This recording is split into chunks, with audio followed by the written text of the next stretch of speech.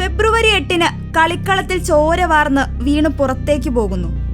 ഫെബ്രുവരി 24-ന് നടക്കുന്ന champions trophy പോരാട്ടത്തിൽ ബംഗ്ലാദേശിനെതിരെ century അടിച്ച് തിരിച്ചുവരവ് ഗംഭീരമാക്കുന്നു.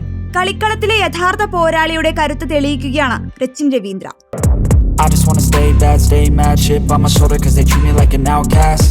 I ain't gonna take that, stay back, I'll be swinging hard till the hits coming out. മത്സരത്തിനിടെ മുഖത്തേക്ക് പന്തിടിച്ച് രക്തം വാർന്ന് പിന്മാറേണ്ടി വന്നെങ്കിലും തന്റെ പോരാട്ട വീര്യം ഒട്ടും തന്നെ കുറഞ്ഞു പോയിട്ടില്ലെന്ന് തെളിയിക്കാൻ അതേ മണ്ണിൽ രച്ചിന് വേണ്ടി വന്നത് വെറും 14 ദിവസമാണ്. പാകിസ്ഥാൻ, ന്യൂസിലാൻഡ്, ദക്ഷിണാഫ്രിക്ക ടീമുകൾ പങ്കെടുക്കുന്ന ത്രിരാഷ്ട്ര ഏകദിന പരമ്പരയ്ക്കിടെയായിരുന്നു ന്യൂസിലാൻഡ് താരം രച്ചിൻ രവീന്ദ്രയ്ക്ക് പരിക്കേൽക്കുന്നത്. പാകിസ്ഥാനെതിരായ മത്സരത്തിൽ ഫീൽഡ് ചെയ്യുന്നതിനിടെ ക്യാച്ച് എടുക്കാനുള്ള ശ്രമത്തിൽ പന്ത് നെറ്റിയിലിടിച്ചാണ് ന്യൂസിലാൻഡ് താരം രച്ചിൻ രവീന്ദ്രയ്ക്ക് പരിക്കേറ്റത്. നെറ്റിയിൽ നിന്ന് ചോര വാർന്നതോടെ താരം കളം വിടുകയും ചെയ്തു.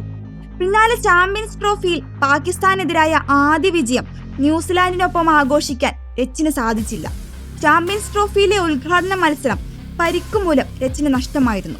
ഗ്യാലറിയിലിരുന്ന് കളി കാണുന്ന രച്ചിനെയാണ് പിന്നീട് ആരാധകർ കണ്ടത്. പക്ഷേ ബംഗ്ലാദേശിനെതിരായ ന്യൂസിലാൻഡിന്റെ 2ാം ചാമ്പ്യൻസ് ട്രോഫി പോരാട്ടം രച്ചിന് വേണ്ടി കാലം കാത്തു സൂക്ഷിച്ചതുപോലെയായിരുന്നു.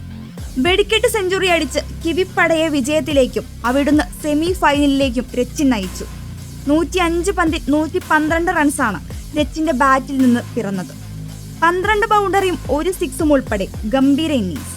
രച്ചിന്റെ സെഞ്ചുറി കരുത്തിനു മുന്നിൽ ബംഗ്ലാ കടുവകൾക്ക് മുട്ടുമടക്കേണ്ടി വന്നത് 5 വിക്കറ്റിന്. ഒടുവിൽ ഗ്രൂപ്പ് എയിൽ നിന്ന് ഇന്ത്യക്കൊപ്പം സെമിയിലേക്ക്. ICC ടൂർണമെന്റുകളിൽ രച്ചിൻ തന്റെ പ്രതിഭ തെളിയിക്കുന്നത് തുടരുകയാണ്. ഈ ഫോം ന്യൂസിലാൻഡിനെ കിരീടത്തിലേക്ക് എത്തിക്കുമോ എന്ന് കാത്തിരുന്നു കാണാം.